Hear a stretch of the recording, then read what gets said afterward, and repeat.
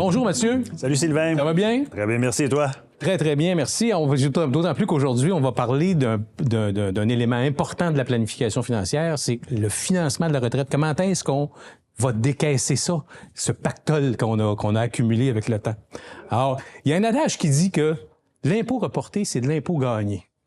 Donc, lorsqu'arrive l'âge de la retraite, nous devons planifier adéquatement nos décaissements afin de minimiser notre facture fiscale lorsque possible. Bien, on sait, Sylvain, aussi qu'il y a des risques à la retraite. Hein? On parle, entre autres, de l'inflation, la santé, les rendements. Est-ce que tu as un mot à dire là-dessus? Oui, absolument. Il y a plusieurs risques qui sont à considérer. Je suis tout à fait d'accord. Mais le plus important, quant à moi, auquel on est confronté actuellement, c'est le risque de longévité. Hein? Ça fait pas si longtemps qu'on parle de longévité, qu'on parle de ce risque-là. Mais là, aujourd'hui, on est devant le fait accompli. Il y a des gens qui vivent jusqu'à 105 ans, 110 ans. Donc, il faut comment est-ce qu'on finance ça, cette affaire-là? Donc, rien de plus inconfortable, de toute façon, de survivre à son épargne. Cette condition n'étant malheureusement pas suffisante pour demander l'aide médicale à mourir, tu sais. Bien, on veut sûrement pas en arriver là, mais dans un cas normal, à quoi on doit penser? Bon, mais dans le cas d'une retraite normale à 65 ans, il est possible, selon le Code, de bénéficier de quelques années d'allègement fiscal avant la conversion des REER en fer. Donc, parce que là, entre 65 et 71 ans, il y a quand même 6 ans avant de pouvoir convertir. Et la conversion, justement, du REER en fer nous amène à l'obligation de retirer un montant minimum à partir de 72 ans. Ce montant minimum-là étant, bien entendu, imposable. Donc, notre recommandation, l'épargnant qui aura fait ses devoirs adéquatement, en accumulant en plus de ses REER des CELI, et souvent un compte cash, pourra financer les premières années de retraite à partir de ces comptes-là, dont les ponctions ne sont pas imposables, en fait, à part, bien sûr, l'impôt payé sur les rendements en portefeuille. Tout à fait. Bien, écoute, c'est une très bonne suggestion, d'autant plus que depuis quelques années, les gouvernements fédéraux et provinciaux nous permettent de reporter nos rentes de retraite également. Tout à fait. Alors ça peut avoir un impact assez important sur nos revenus à la retraite.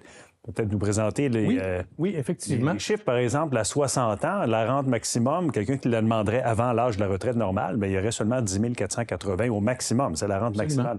Mm-hmm. À 65 ans, ça passe à 16 375, c'est l'âge normal de la retraite. Mm-hmm. Mais si on attend à 72 ans, c'est 26 000 en dollars d'aujourd'hui. Oui. Donc, ça nous permet d'avoir un revenu assuré pendant une longue période de temps, en supposant qu'on ait une bonne santé. Jusqu'à la mort, en effet. Jusqu'à la mort. Donc, j'imagine qu'un épargnant ou un prestataire qui vit jusqu'à 125 ans, on pourra bénéficier de ce revenu-là indexé jusqu'à 125 ans.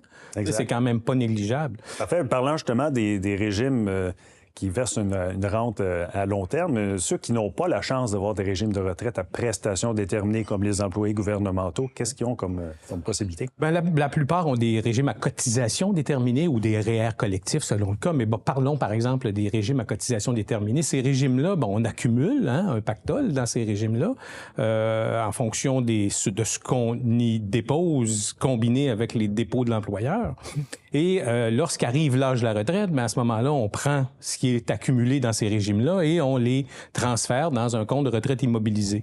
Ce compte de retraite immobilisé-là, ça le dit, est immobilisé. Et lorsqu'on veut faire des retraits de ce compte de retraite immobilisé-là, on doit le convertir en fonds de revenus viagers ou en rente viagère. Aussi, le gouvernement fédéral a les mêmes mesures sensiblement pour la rente, la sécurité de vieillesse.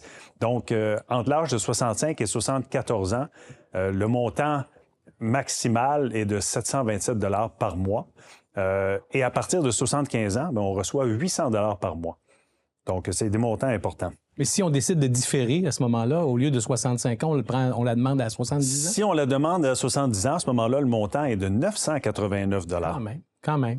Quand même, c'est pas négligeable. Exact. Donc, en appliquant cette stratégie, on vient contrer le risque de longévité, dont on parlait tout à l'heure. Tout à fait. Maintenant, ceux qui n'ont pas la chance d'avoir des régimes de retraite comme ceux du gouvernement, des régimes à prestations déterminées, qu'est-ce qu'ils ont comme choix? Bien, habituellement, ces gens-là ont des fonds de pension à cotisation déterminée qu'ils devront transférer dans un compte de retraite immobilisé dans un premier temps avant 71 ans pour ensuite convertir en rente viagère ou en fonds de revenus viagers. Une bonne nouvelle les attend quand même, ces gens-là, parce que le plafond limitant les retraits annuels est désormais levé pour les contribuables québécois qui pourront ne plus se soucier de cette entrave dans le futur. Très bonne nouvelle pour les gens, parce qu'il y a quand même beaucoup de gens qui cotisent à ce type de régime. Tout à fait. Bien, comme tu me disais tantôt, de reporter l'impôt, évidemment, c'est ce qu'il y a de préférable, ou de le diminuer du moins. Il y a d'autres pratiques qu'on peut utiliser, notamment, on peut utiliser l'âge de son conjoint le plus jeune pour pouvoir calculer les retraits minimum du FER. Donc, ça peut également forcer à avoir un montant moins imposable, moins élevé, donc moins d'impôts à payer. On réduit l'obligation en ce moment. Exact. On peut aussi différer le service des prestations d'État le plus loin possible, comme on en parlait tout à l'heure. Aussi, de voir les meilleurs véhicules de placement. Là. Certains véhicules de placement, il ne faut pas oublier que la retraite, ça peut durer quand même plusieurs années. On a peut-être 30, 35 ans devant soi si on prend sa retraite autour de 60 ans. Donc, un véhicule de placement qui va générer des rendements fiscalement avantageux, ça va être à considérer. Alors, comme tu le disais tantôt, l'impôt reporté, c'est de l'impôt gagné. Voilà. Et aussi, bien, la possibilité de fractionner avec son conjoint. Donc, on sait que les revenus de retraite peuvent être fractionnés moitié-moitié à partir de l'âge de 65 ans. Tout à fait, tout à fait. C'est bien. En gestion de patrimoine, ce qui est important aussi, c'est ce qui est à retenir, en fait, la mise en place d'une politique de placement. Tu sais, embarquez-vous pas dans des portefeuilles sans politique, qu'on n'arrive nulle part avec ça. Rééquilibrer le portefeuille de façon périodique, très important de se ramener à la cible. Établir son profil d'investisseur. On n'embarque pas dans un portefeuille sans avoir travaillé sur le profil d'investisseur. Maintenir sa stratégie de placement. C'est pas parce qu'il arrive une correction de 10 % qu'il faut changer les cibles. Il faut maintenir la stratégie à long terme. Il faut réviser puis il faut répéter tout le temps. Tout à fait. Nous sommes conscients qu'il peut y avoir une énorme différence entre la situation idéale et la vôtre lorsqu'il s'agit de planifier votre scénario de décaissement à la retraite.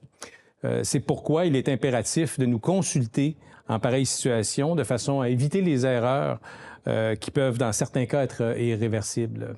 Alors, Mathieu, ça a été un plaisir d'animer cette capsule avec toi. Au plaisir d'en animer une prochaine. Merci, Sylvain. J'espère que ces conseils-là vont vous être utiles. Ah, tout à fait. Alors, bonne chance dans votre planification.